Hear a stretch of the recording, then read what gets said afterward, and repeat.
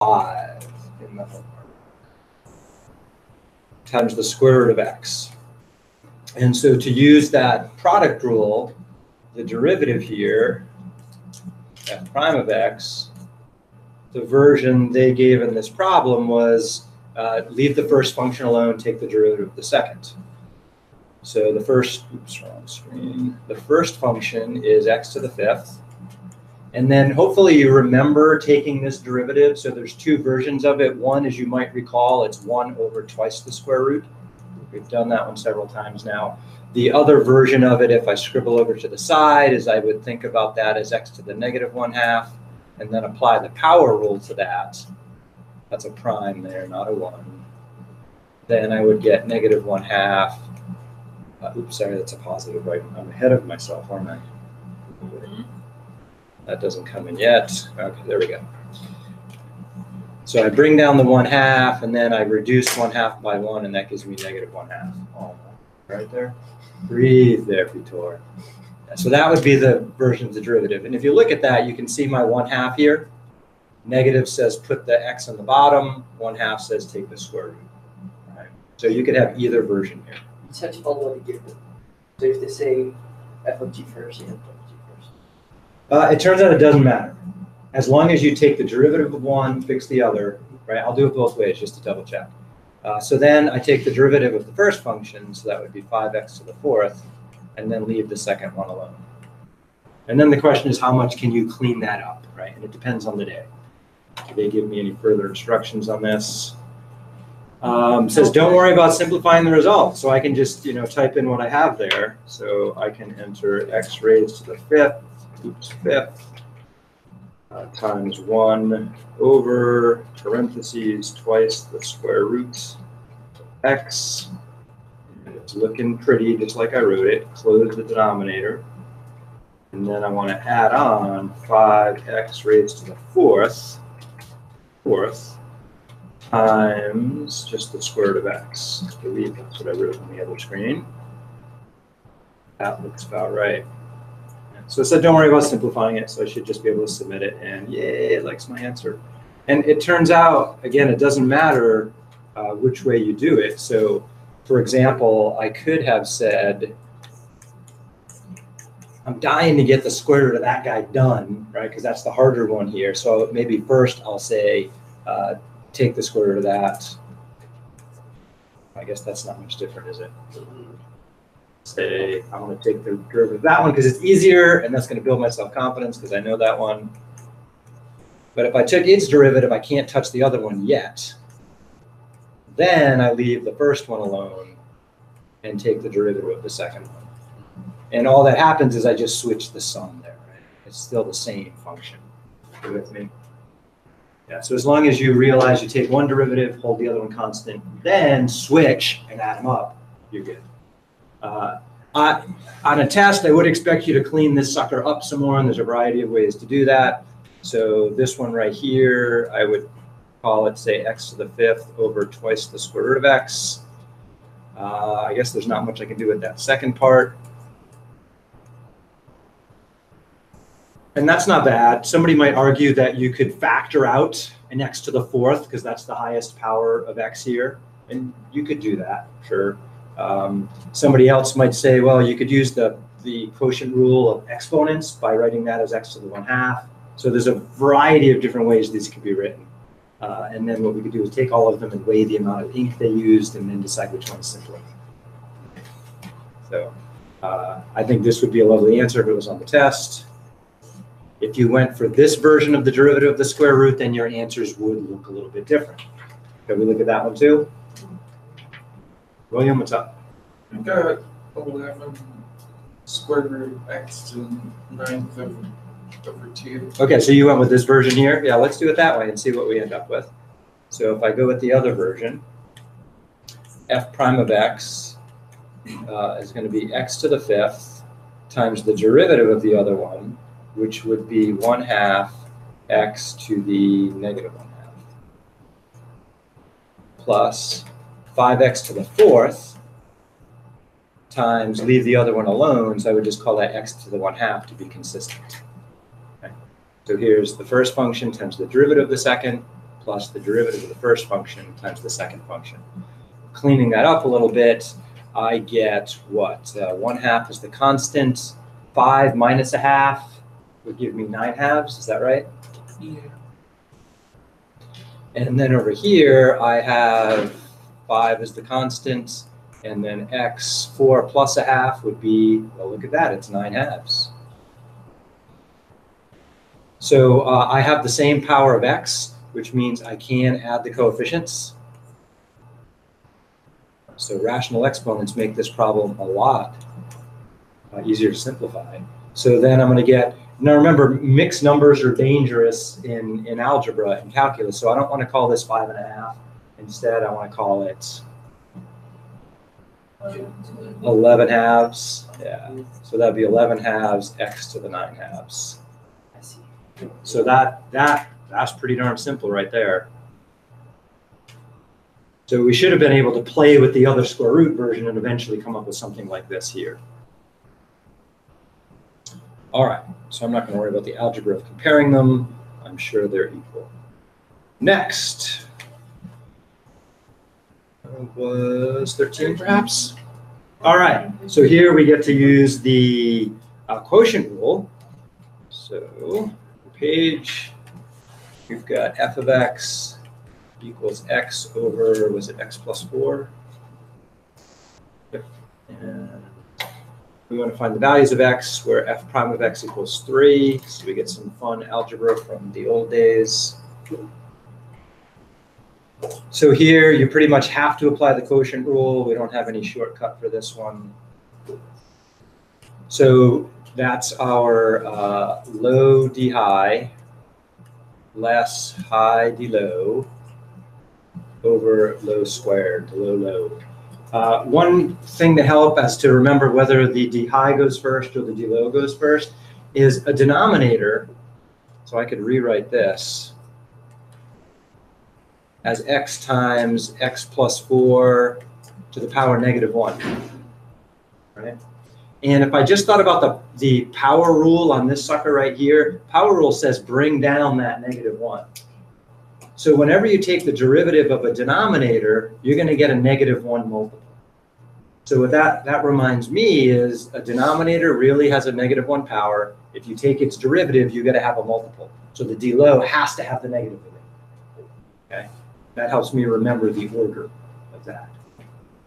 D low has to have a negative because of that power there. Okay. You distributed the one, right? What's that? No, I'm not. I cannot distribute that x here because of that power. If that's what you were asking. This is just the red version is another version of this function right here. Oh, I see. Right. And if this was just a simple x in here instead of an x plus 4, I could apply the product rule, but the x plus 4 inside complicates matters. We can't do that yet. We'll talk about that next week. All right, so what do we got here for our derivative? Low is x plus 4. D high is 1. Minus high is x. And d low, what's the derivative of the bottom? 1. All right, all over the bottom squared. X plus 4 times x plus 4, x plus 4 squared. Cleaning up the top, my numerator seems to be x plus 4 minus x, so that's lovely. So I just have 4 over x plus 4 squared. How do you know what the d is? D means take the derivative. Okay. Yeah, so that other notation I used before, that to calculate f prime of x, you take the derivative with respect to x of your function. And so I'm just calling it d for derivative. Okay. Yeah, so this just means derivative of the high function, derivative of the low function. Okay. Now, what does It's it just mean my by weird notation. Yeah, so now they want to say, greater and lesser solutions? what's that? This example. The greater, so yeah, so so they're saying there's more than one answer. One solution is bigger than the other, right? The bigger number first, the smaller number second. Okay. Yeah, I know, it's kind of weird. So back here, so they say when is f prime of x equal to 3? So that means we have to set this sucker here equal to 3 and solve for x. So that's just an algebra What problem. number? What's that? We only get one number, so. Is that true? I don't know. I didn't solve it yet. Hang on, chill out. So I have to solve the equation. Oops, wrong color. All right. 4 over x plus 4 squared equals 3. So I would start by multiplying the x plus 4 squared to the other side. 4 equals 3 times x plus 4 squared. And, ooh, I think I'm going to divide by 3 instead of multiplying that out. So that's going to give me a 4/3 on one side and an x plus 4 squared on the other. And rather than square that out, I'd much rather take the square root, agreed? A little easier algebraically. So all I did is switch sides with these guys. So I divided by 3 and then traded sides. They're equal, so it doesn't matter who's on the right and who's on the left. Square root each side. What happens next? X plus 4. What's that? We're going to get a positive. We're going to get a positive and a negative, yeah. I could leave it like that, but I'm dying to take the square root of 4, aren't you guys? Yeah, so that's a 2, but square root of 3 is complicated, so I'm just going to leave it as square root of 3 in the bottom. And then I subtract the 4 to the other side. So my answers are -4 plus or minus 2 over the square root of 3. Now, some people may say rationalize the denominator. There's no point with whole numbers. It's ridiculous. So I have two answers, -4 plus 2 over the square root of 3 and -4 minus 2 over the square root of 3. Since here I'm adding and there I'm subtracting, this one must be the greater one. And this one must be the lesser one. If you're not sure, plug it into your calculator and see which is to the right of the other. That makes sense now. So it looks like there's 2 times that happens. We get a slope of 3 at those 2 numbers. And do they want mathematical expression? Hooray! -4 plus 2 over the SQRT of 3. And I highly recommend using parentheses on the square root. It can cause you grief some days if you don't. Minus 2 over the SQRT. 3 are my 2 answers. Am I sure they're the right answers? No, I'm not. I didn't check this in any way. So if this were on a test, you don't have a submit button that's going to give you a green light on the test. What do you do to check? What could I do? I could graph it and see if the slope looks right there. Yeah, I could plug back into my slope function. So there's a couple of different things I should do here. So we should double check that this is my original function right here, right? If I plug that number in, do I really get a slope of 3? So I'm just going to whip out Desmos quick and do that. So the original function is f of x equals x over x plus 4. And the derivative, I'm going to call that g of x, we found to be 4 over parentheses x plus 4 squared. And then I'm just going to double check what is g of one of those numbers I found. So -4 plus 2 over the square root of 3. And Desmos says the answer, yeah, it's 3. Okay. Question is, do I have the right derivative? Could I have screwed up that function? Totally. So I could double check that by graphing a tangent line. So I'm just going to turn that off for a second. Let's say we do it at x equals 1 here. See what the slope is right there. So how do I find the slope at 1? Plug into my g of x. Yeah, so I'm just going to say, hey, m, the slope there is going to be g of 1. And then to find the tangent line, I just use my y minus y1 related to the original function. So I would go y minus, to get the y value, I just go f of 1. What's that? I'm graphing the tangent of this curve here. So I need its x and y value for the point. Equals my m times parentheses x minus 1. Look like a good tangent line there? That looks pretty darn good. Yeah, so we check the number, we check that it looks like we get a tangent line at that slope. And that's kind of the best way to troubleshoot that sucker. So if you were building a bridge and all of this mattered, do something like that to double check. Ooh, got it right. All right, 14 is a very exciting one. So this is g of x here, that's h of x there, and we want to find if our function is g over x, what's the derivative at 3? Is what we're going to try and figure out here. So I'm going to steal these into my whiteboard so we can try and parse this sucker. Screen clippings. We need G. And we need H.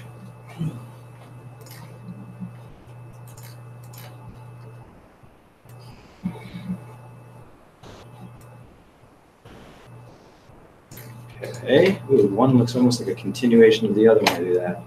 Totally coincidental. So they're saying f of x is equal to g of x over h of x. Okay. So then how would I define f prime of x? Okay, well, f prime of x would be low d high. So my low function is h of x. D high would be g prime. With me? Minus the high function, g of x, times the derivative of the low function. So that would be h prime of x. All over h squared. Oops, that's an x, that's a square. All right, did I get those guys in the right order, by the way? Is it really g over h? Yeah. I would have put the h on top, you know why? It's the high function, right? I didn't write this wrong, someone else did. Okay, so can we figure this out? Okay, so then we want to say, all right, we want to just replace then x with, was it a 3? I believe. So that means we have 3's all over here. All right, can we look at the graph and figure out what h of 3 is? Yes. Seems to be 4, doesn't it? Okay, so h of 3 is a 4. Now we want to be able to figure out, can we figure out what g prime of 3 is? Oh man, g prime. What does g prime tell us about a function? Slope. The slope. Can we see the slope of this function here? Looks to be up 1 over 1, up 1 over 1, up 1 over 1. Slope is m equals 1, so g prime is constant on this thing. So g prime is 1 there. Oops. Whoa, I'm freaked out. There we go. Minus g of 3. That's the point. Oh, that's another 4. H prime of 3. Ooh, what's the slope through here? I got a point right there. I got another point there. So what's my rise? My rise is dropping by 1, and then I'm running 2. So the slope there seems to be negative 1/2. Yes. Okay, so then I'm going to have a times negative 1/2 all over h of 3 squared. What was h of 3 again? 4. All over 4 squared. That's not too bad. So what do we get? We get 4 plus 2 over 16, or 6/16, or even better, 3/8. And I'm sure that's some cute decimal, like 0.375-ish. Ish. Enter a mathematical expression. Great. I can enter, was it 3/8? Yeah, it was that easy. Yeah. So you had to figure out the equation of the line. No, didn't need the equation. You could find that and then take the derivative, but we didn't need to because we can just look at it and see the slope at a point. Now we can do these because these are straight line segments. You throw a parabola in as a picture, we don't have the equation, we don't have an answer. Can't do it. So this is just a, can you evaluate that formula by looking at a picture, just to get used to it. This one is pretty darn similar, slightly different functions. This time it's the product rule. So I'm confident you guys can nail that sucker. So I'm going to skip that one. 16. 16. All right. So this is similar, but instead of showing me pictures, they're just going to give me some information and hope I can figure it out. So let's grab this into our thing and see if we can puzzle this problem out. Screenshot, given information.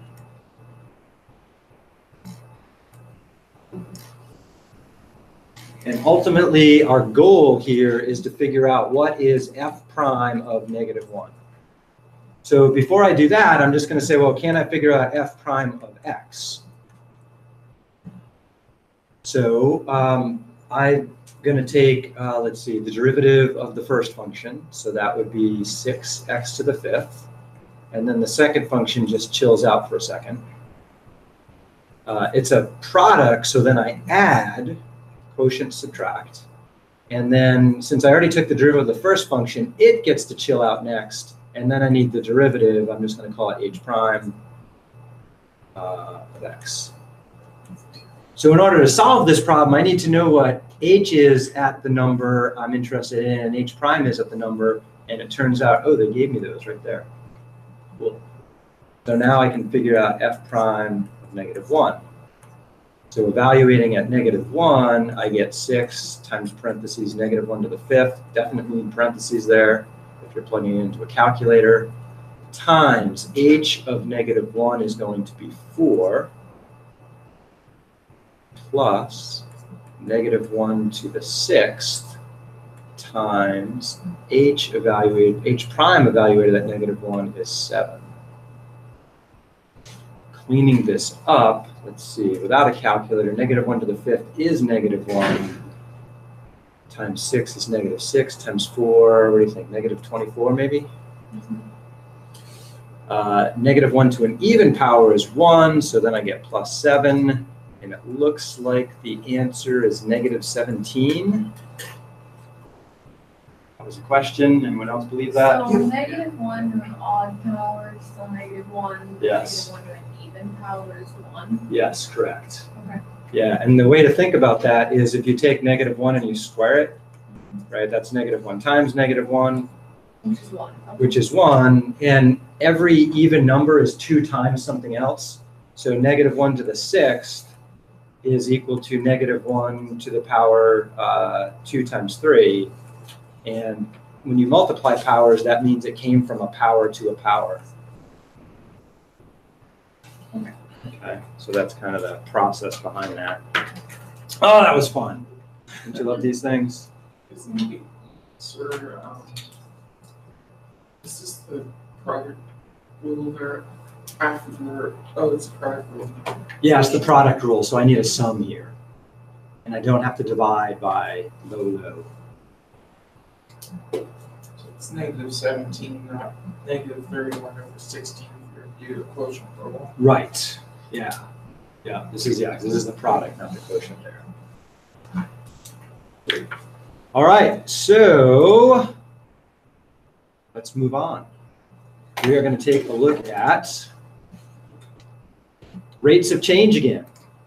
So we talked about rates of change before. There's a lovely textbook section, which I highly recommend. This is a beautiful book with this lovely online formatting with pretty math print and occasional picture. Yeah, isn't that nice? So I'm going to go over this picture in just a minute with some examples. The examples we'll look at with respect to rates of change are position versus time. So then we can talk about velocity and acceleration. Population change is another cool one to look like at business applications are the things I want to look at with you today. So, new page. Rates of change.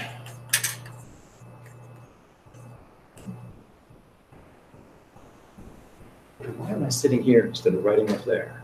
I feel kind of stuck now. This is weird. So, rates of change. So we have the idea of an average. Oh, You didn't chew your pen up. okay, we'll stay here then. All right, magic whiteboard is broken at the moment. So, average rate of change, try it again, is when you have 2 points and you take change in y, like f of b minus f of a, and you divide by b minus a. Right, so that's based on having the point a f of a, b f of b. So it's just slope between 2 points.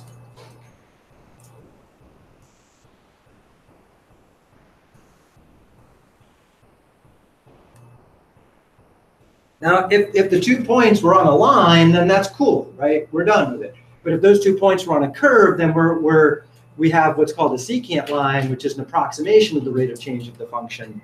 So that's another note. This is an approximation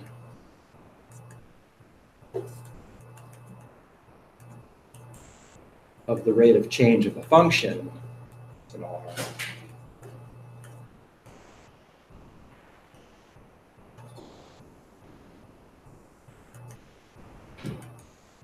If it's not linear.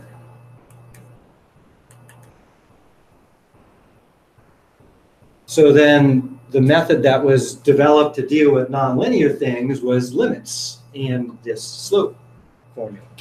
So if I take the limit as, say, B heads over to point A, then I get what's called instantaneous rate of change. We would refer to that as f prime of A.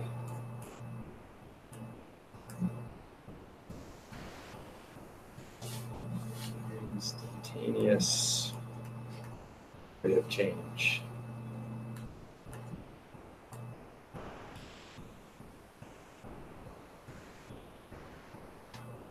So if you just use the traditional slope formula, you get what I was calling the alternate version of the derivative, which in many cases I like better. Our traditional version has us to get f prime of A, taking the limit as some h goes to 0 of f of x plus h minus f of x. A, yes, yes, yes. Thank you very much, Sarah. A, and h down there.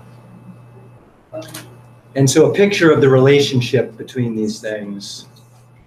We have some nonlinear thing, maybe that one right there is my f of x.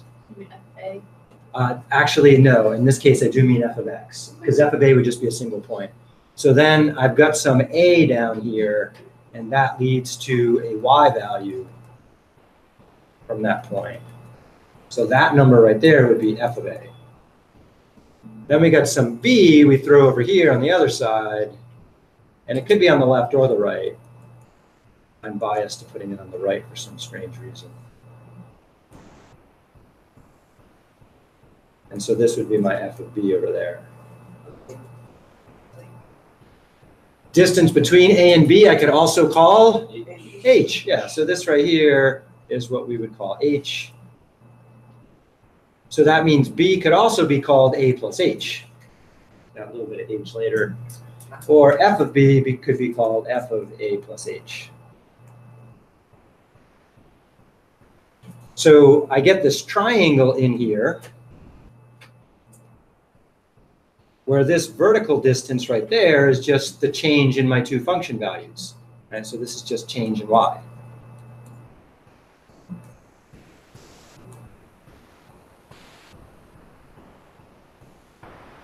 And this down here is my change in x, which we often call h.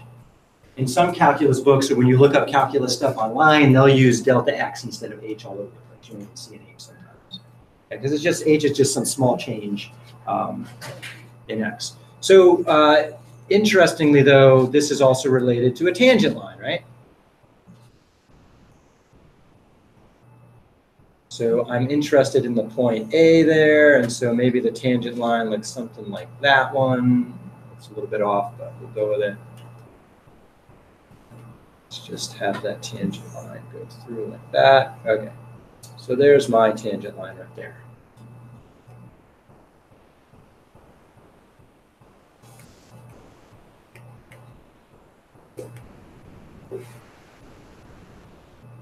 Now, in the limit, when h goes to 0, what happens is, oops. So I have this change in y over change in x, right, which is just regular slope. H and delta x are the same thing. So what I'm doing to this triangle right there is I'm taking the limit as delta x goes to 0. And then what the deltas get turned into in the limit is a dy and a dx, meaning I have the derivative when I take that limit. Okay. If h doesn't quite get to 0, which often it's hard to do because that's plugging in 0 and we get 0 over 0, then we have an approximation going on. So just note, if I don't take the limit, then what I get is f prime of a is approximately wavy equal sign equal to this fraction right there. F of a plus h minus f of a all over h. And so I'm just going to manipulate this sucker a little bit to show that we can use it in approximations, and there's some physical applications of it. So new page, we'll actually apply functions to this in a minute. So I've got f prime of a is about equal to f of a plus h minus f of a all over h. First thing I'm going to do is get rid of the denominator by throwing h over to the other side. So f prime of a times that change in x is approximately equal to the difference in the y values.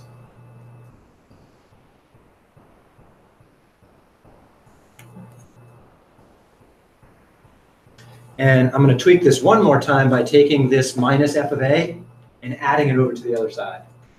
So then I'm going to get f of a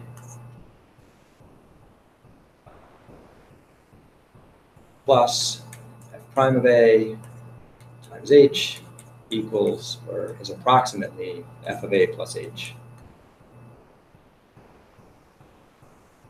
So what this tells me is that if h is small, then I can approximate a change in the y values by taking the slope times change in x and then adding on the y value. Okay. Have you seen stuff like this before? Well, it turns out you've seen that before. Where have you seen it before? Well, think of y minus y2 equals m times x minus x2, right? The point slope equation for a line. Let's solve for y, leave that m times x minus x2, and then wouldn't I add y2 to the other side? Mm-hmm. Yeah. So don't I have a change in x right here? And what is change in x equal to? Oops. What's the other variable we use? Yeah, that's our h, right there. What is the slope?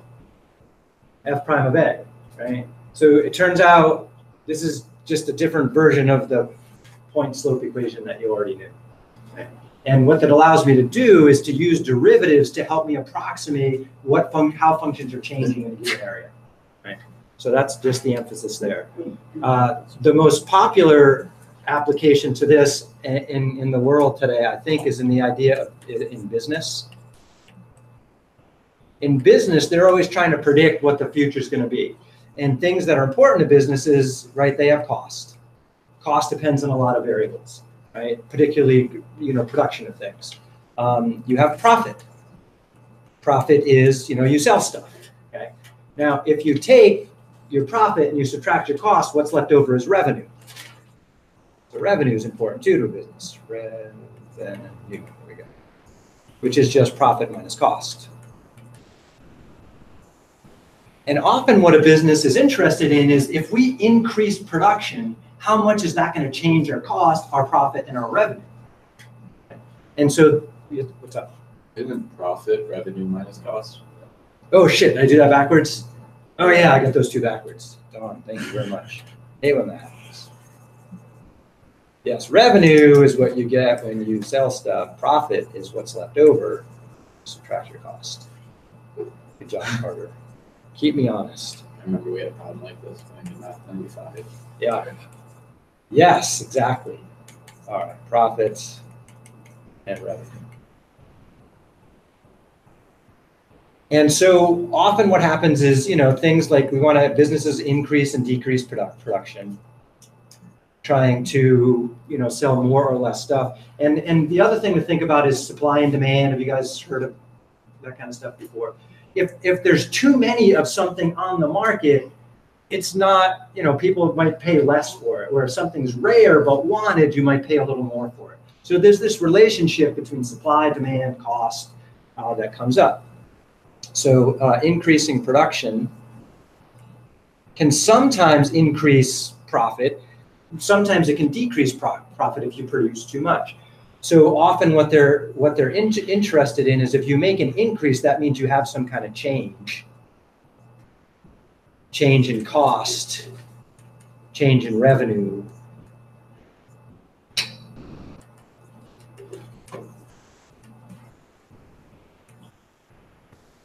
And when we look at these things, they're often referred to as marginal cost and marginal revenue.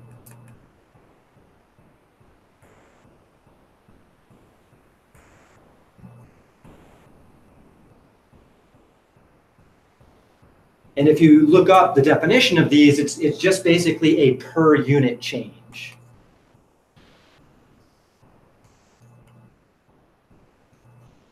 Is the way they measure marginal cost and marginal revenue. So if you increase production by one item, how much does that increase cost?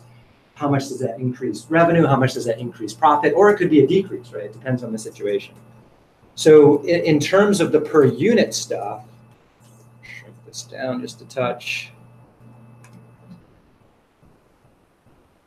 What happens is we have some cost function, and it depends on the production X. At some point in time, you're producing A things, and someone says, we need to bump up production and see what's going to happen. So then you're going to get an increase in production. So that means you're going to have A plus some value H, right? The difference in these two is your margin. So cost of production of a little bit more stuff. If you take away the original cost of production of A things, this gives you your change in cost. If you let H equal 1, then that gives you the margin, if you force H to be 1. Okay. Now, we developed this formula back here that says if you take a change like that, then that's approximately equal to the derivative times H. What am I letting H be in this particular instance here? 1. So that's going to be approximately equal to the derivative of the cost at A times 1. So I'm just going to skip the times 1. Okay. So marginal revenue is technically just this subtraction of two things, one away from the other. But we can approximate that with the derivative if we have the function. And the derivative is just usually a little neater way to do it. Okay. Are they exactly the same? No, they're approximately the same. They're not exactly the same. And just to double check that, the derivative is the slope of the tangent line. And you'll notice that the tangent line in this case has a slightly higher y value than the actual function. So that's the error in the margin, called a margin of error, right? Okay. So there's a business application, and it's pretty straightforward. You just take a derivative. The harder problem in the homework tonight is related to position and speed. So physics stuff. So position versus velocity versus acceleration. So if position was f of t, velocity would be f prime of t, and acceleration is the change in velocity, so that's f double prime, second derivative of t. So we're going to take a look at a cute problem in the homework.